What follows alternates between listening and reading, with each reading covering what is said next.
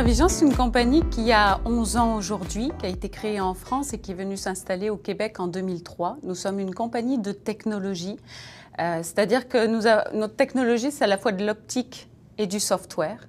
Une innovation qui permet de voir à 360 degrés. Alors, on est dans des marchés aussi variés que la vidéosurveillance. Nous sommes également dans le militaire et dans le médical et l'automobile. En fait, Immervision a d'abord eu 6 années de recherche et développement et en 2007, nous avons commencé notre commercialisation avec un premier produit pour la vidéosurveillance. Donc une lentille qui s'adapte à 80% des caméras de vidéosurveillance standard. Et cette lentille, on a décidé de la sortir d'abord en notre nom pour nous faire connaître. Donc nous avons commencé vraiment notre commercialisation en 2007 à l'international complètement en recherchant des distributeurs et des grands producteurs intéressés par cette optique dans le domaine de la vidéosurveillance. Alors ça nous amène à rencontrer toutes les grosses compagnies comme Sony, Panasonic, Samsung, les gros producteurs de ce monde.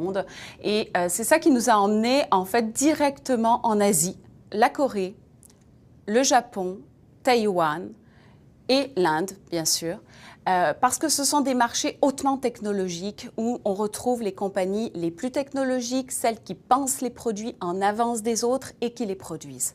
Donc pour Immervision, une compagnie de technologie en optique, ce sont les marchés les plus importants à privilégier dès le départ de la commercialisation parce que aussi ce que j'appelle early adopters, donc qui vont adopter en priorité les nouvelles technologies.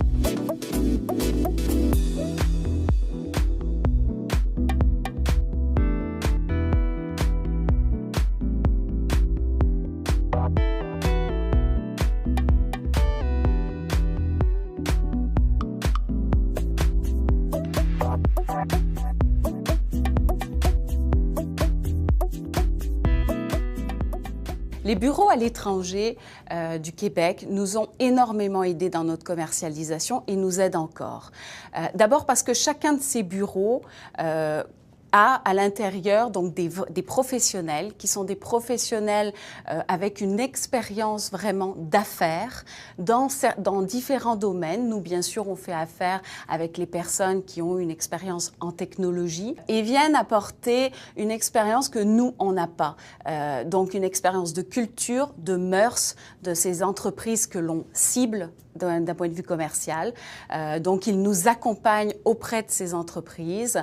Ils nous aident à comprendre un petit peu qui sont ces entreprises que l'on a ciblées et avec qui on veut signer une entente. Et ils nous aident aussi à comprendre comment on peut y arriver, comment elles fonctionnent. Certains nous ont même aidés dans la négociation pour être sûr que justement, culturellement, on arrive à bien se faire comprendre de ces entreprises.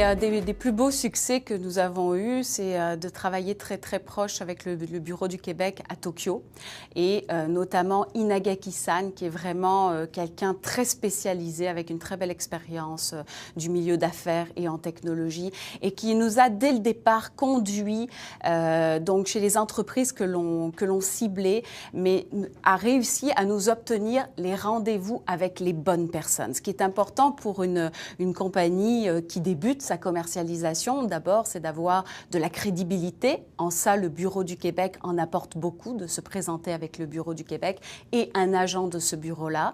Et deuxièmement, de se présenter avec quelqu'un qui a un background dans la technologie, dans le milieu d'affaires et qui arrive à parler dans la langue du pays aux bonnes personnes. Ça nous a permis tout de suite de rencontrer justement les vice-présidents au bon niveau des entreprises, donc d'aller tout de suite à un niveau assez élevé de l'entreprise pour commencer des négociations.